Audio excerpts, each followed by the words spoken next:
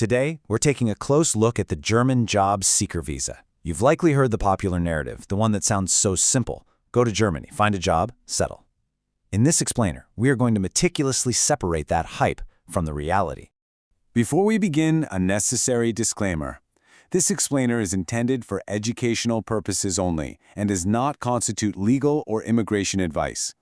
Every visa decision is dependent on individual circumstances and official regulations. The information provided is accurate as of 2026, but it is absolutely crucial that you always verify the latest details with official German government sources. You see this idea all over the internet, don't you? It's this very simple, very appealing promise about the German job seeker visa. It often boils down to this exact phrase: go to Germany, find a job, settle. Let's be very clear. That simple version, well, that's the hype. It is not the reality. In fact, that oversimplification is misleading because it completely misses the true purpose of the visa and the rigorous evaluation that occurs behind the scenes. You must understand, Germany is not issuing these visas based on hope. They're making a calculated decision, offering them only to professionals who they believe have a high and, more importantly, a provable chance of securing a qualified job quickly. So, to truly understand the application process, we first have to examine the visa's actual purpose. What is it really designed for according to German law? Let's be precise here. According to the official guidelines, the job seeker visa is not a work visa. It's a temporary residence permit. Its one and only function is to allow a qualified professional to enter Germany for a limited time for the specific purpose of searching for employment. You are not permitted to work on this visa. A work permit is only granted after you have successfully obtained a formal job offer.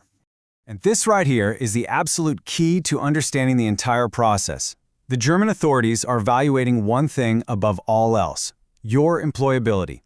It is not about your intention to work. It is a pragmatic calculation of your real-world chances of finding a suitable job within the German market, and doing so in a timely manner. Your personal desire to work is noted, but the hard evidence showing your professional profile is actually in demand, that carries far more weight. This brings us to a very critical distinction.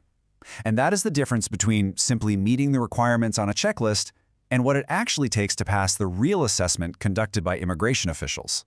So, when you look at the requirements on paper, they appear quite straightforward: a university degree, relevant work experience, proof of funds, and health insurance.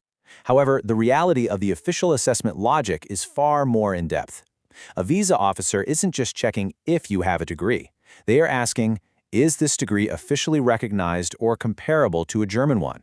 They aren't just looking at your work history, they are assessing, does this experience actually align with jobs that are in demand in Germany right now? This is a point that must be understood completely. Meeting the basic requirements does not automatically make you a suitable candidate in the eyes of the authorities.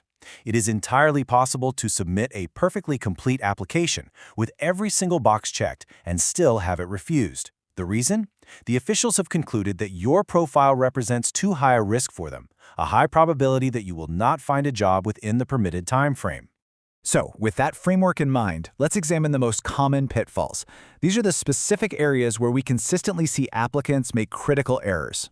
The first and perhaps most significant pitfall concerns academic qualifications. Applicants frequently operate under the assumption that having any university degree is sufficient.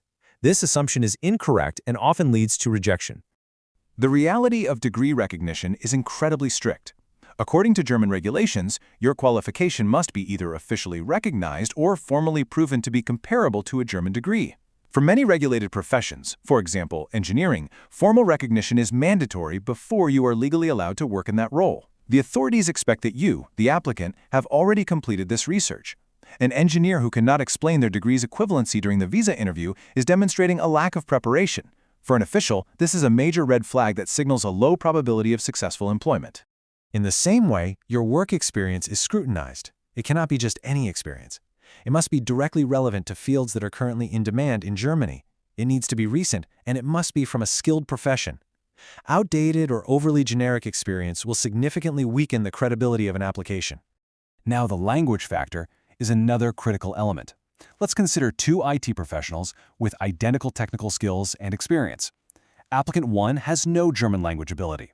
Applicant 2, however, possesses a basic A2 level certificate, a formal beginner's level, and can also show they are continuing to learn.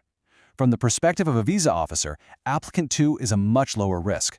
Their profile is instantly stronger, not because of their technical skill, but because they have demonstrated a verifiable commitment to integration. Finally, we come to your job search strategy. A vague statement like, "I plan to find a job," is insufficient. Officials are looking for a concrete and well-researched plan. They want to see evidence. For example, proof you have researched your specific job market, a list of target companies, contacts you have already made, and a clear understanding of which German cities have a demand for your specific skill set. An unrealistic timeline or lack of a clear plan simply signals to them that you are unprepared. So when we combine all of these factors, a very clear picture begins to emerge, explaining the core reasons why so many seemingly complete applications ultimately fail. The most common reasons for rejection are not arbitrary. They follow a distinct pattern. First, a degree that is not recognized or comparable.